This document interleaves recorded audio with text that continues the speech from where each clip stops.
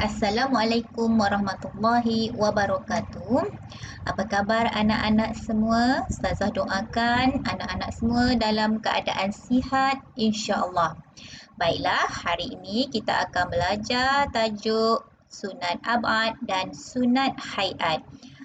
Tajuk ini adalah sisipan tajuk tahun 5 2020 yang mana kita akan ulang kaji semula tajuk ini untuk anak-anak lebih faham dan dapat mengamalkannya dalam kehidupan seharian. Baiklah, kita terus kepada tajuk kita, sunat ab'ad dan sunat hayat.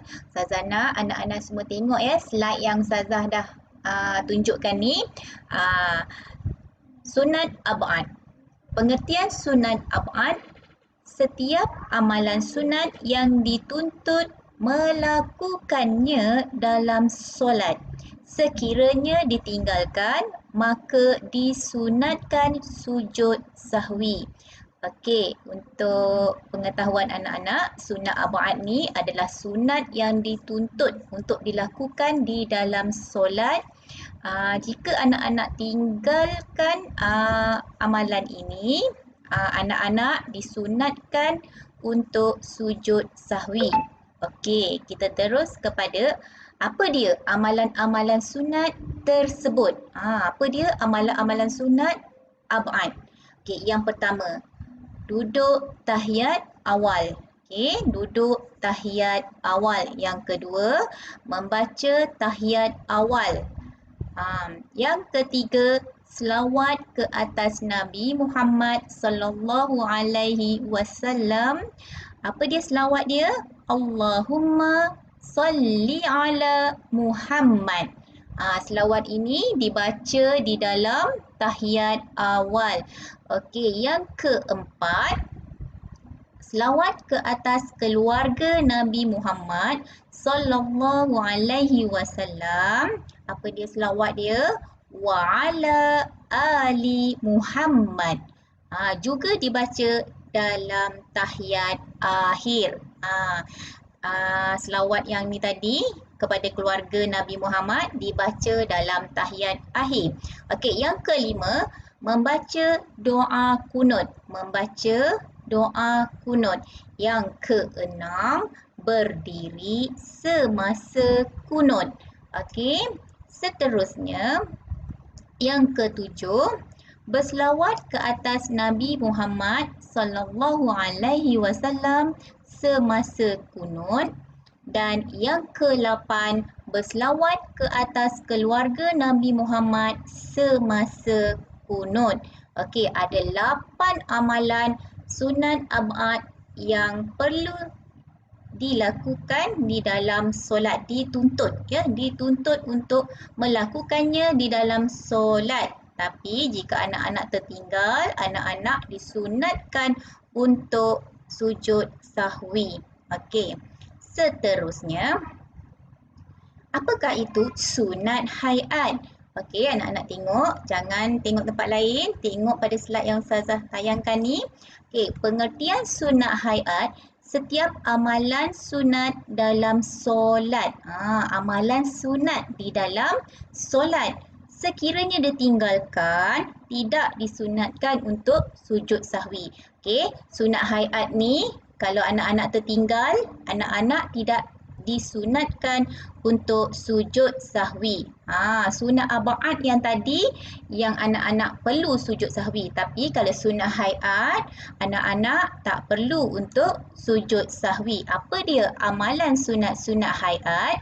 Okey, ni dia. Amalan sunat-sunat hayat ialah yang pertama, mengangkat kedua-dua tangan ketika takbiratul ihram, rukuk, iktidal dan bangun selepas tahiyat awal. Mengangkat kedua-dua tangan ya. Semasa apa tadi? Kedua tangan ketika takbiratul ihram, rukuk, iktidal dan bangun selepas tahiyat awal. Okey. Yang kedua, meletakkan tangan kanan di atas bahagian tangan kiri ketika berdiri. Okey, meletakkan tangan kanan di atas bahagian tangan kiri ketika berdiri. Okey. Yang ketiga, melihat ke tempat sujud. Anak-anak perlu lihat ke tempat sujud. Okey. Yang keempat, membaca doa iftitah. Membaca doa iftitah. Okey. Yang seterusnya, yang kelima, membaca isti'azah. Apa dia membaca isti'azah? A'udzubillahi minasyaitonirrajim. Itu adalah bacaan isti'azah. Okey, yang keenam, membaca amin. Selepas Al-Fatihah, juga sunnah hayat. Okey, yang seterusnya, yang ketujuh, menyaringkan bacaan Al-Fatihah dan surah dalam solat subuh. Menyaringkan bacaan Al-Fatihah dan surah dalam solat subuh, Isya, Maghrib dan Jumaat pada rakaat yang pertama dan rakaat yang kedua. Serta merendahkan suara ketika solat zuhur dan asar. Maksudnya anak-anak kalau solat subuh, solat isyak, solat maghrib dan solat Jumaat, anak-anak boleh nyaringkan bacaan Al-Fatihah dan surah. Okey, tapi dalam solat zuhur dan asar, anak-anak rendahkan suara ketika membaca Al-Fatihah dan surah. Okey, yang seterusnya ialah yang ke-8, membaca surah sekurang-kurangnya 3 ayat yang berturutan. Yang berturutan selepas membaca Al-Fatihah pada rakaat yang pertama dan kedua. Pada rakaat pertama dan kedua, anak-anak perlu membaca surah yang berturutan. Contoh, anak-anak membaca selepas surah Al-Fatihah, anak-anak membaca surah Al-Ikhlas. Bacalah sampai habis. Okey, yang berturutan. Okey, yang seterusnya, yang ke-9, membaca Sami'allahu liman hamidah. Dan Rabbana lakal hamd ketika bangun daripada rukuk. Okey, ketika bangun daripada rukuk. Okey, bacaan ni juga merupakan sunat hayat. Okey, yang seterusnya, amalan yang seterusnya ialah melafazkan takbir al-intiqalat. Apa dia takbir al-intiqalat tu? Allahu Akbar. Allahu Akbar. Okey, mengiringi setiap pergerakan dalam solat.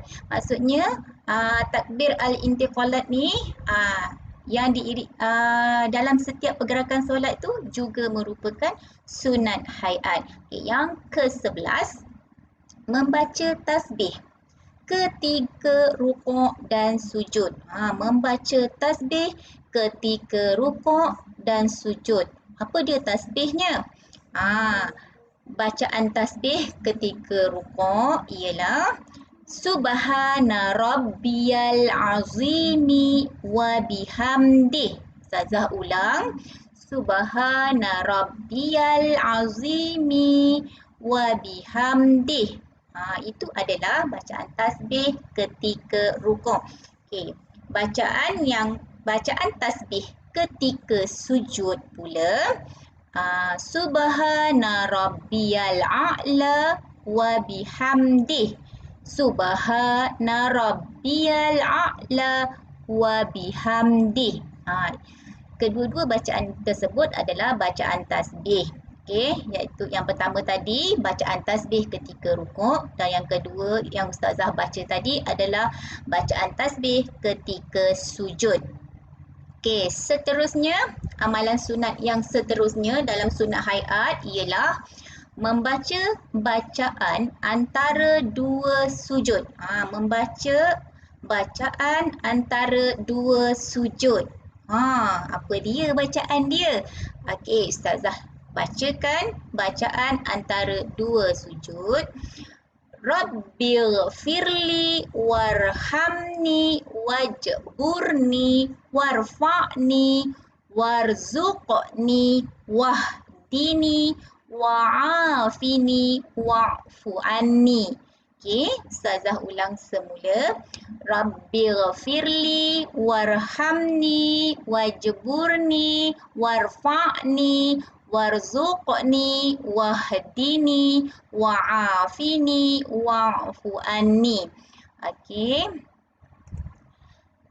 Yang seterusnya, amalan sunat yang seterusnya, meletakkan kedua-dua tangan di atas peha ketika duduk membaca tahiyat awal dan tahiyat akhir.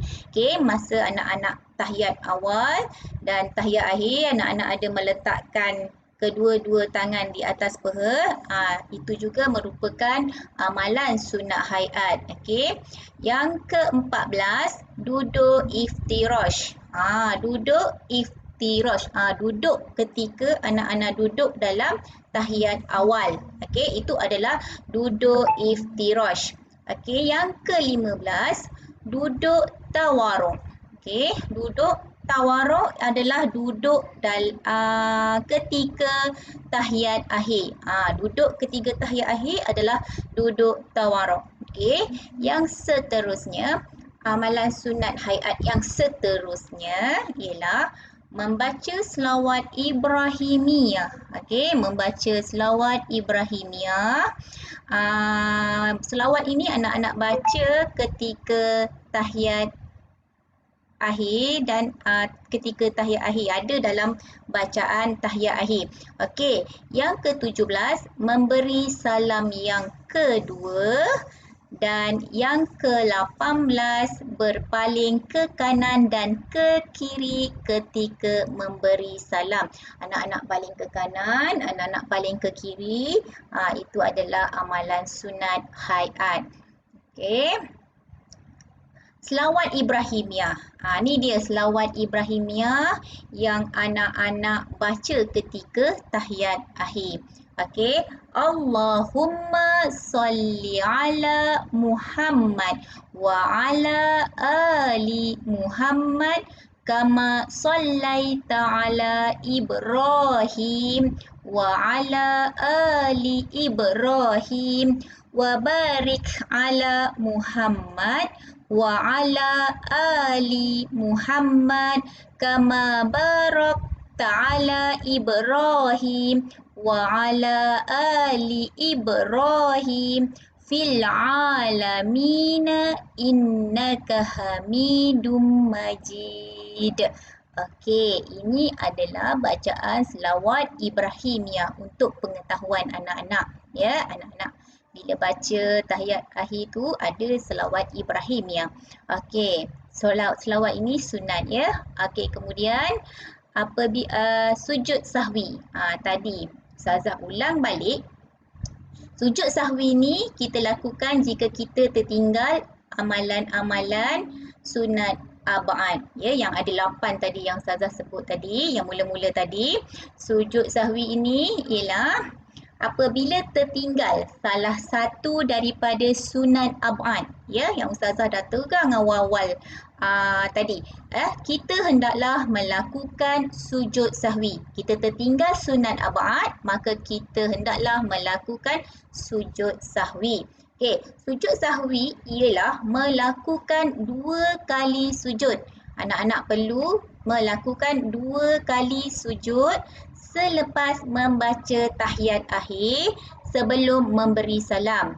Selepas anak-anak dah habis baca tahiyat akhir, anak-anak terus buat 2 kali sujud. Ya, buat 2 kali sujud, kemudian baru anak-anak memberi salam.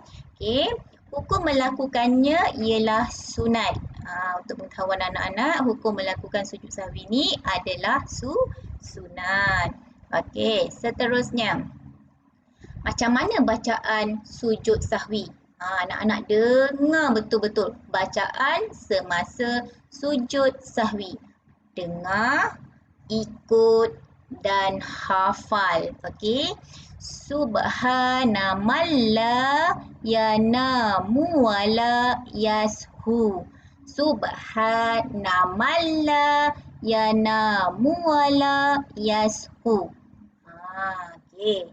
Nanti anak-anak baca dan ulang semula supaya anak-anak hafal bacaan sujud sahwi ini. Okey, maksudnya Maha suci Allah yang tidak tidur dan tidak lupa. Ya, Allah tak tidur dan Allah tak lupa.